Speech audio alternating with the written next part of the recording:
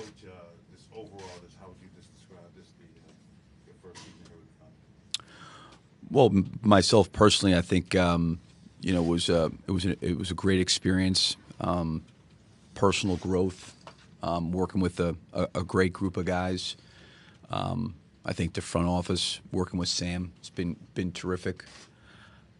I really enjoyed the evolution of our team from the start of training camp and how we evolved and got better, and these guys' commitment to working hard every single day and trying to get better and improve.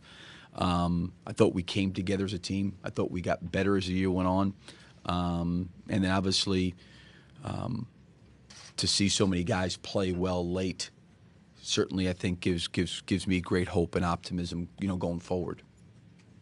Billy? I'm sorry? You don't often see teams improve like yours did in the playoffs. Sometimes they elevate play, but just to see guys improve. What do you chalk that up to as you think back about this last 4 to 6 weeks? Well, I think it's human nature, but coming out of the All-Star break, we obviously struggled, and we played against really, really good teams, and they were coming very, very quickly. And I felt like, and I said this at the time, I felt like our team needed to go through that in order to find what we needed to do to reach our fullest potential. I think the thing that got lost and nobody talked about, in the playoffs was Dallas was really injured, and they made it very, very physical, and we were really challenged. Then we had a chance to play 13 straight games against two teams that set historical marks in the history of the NBA. When you play that level of competition, you can't help but get better and improve. And I always felt like the harder it was for our team, because they're resilient, because they're competitive, because they work hard. When you play against that level, it forces you to raise your level. So for us, the last 13 playoff games were clearly against two of the greatest teams of all time in this league.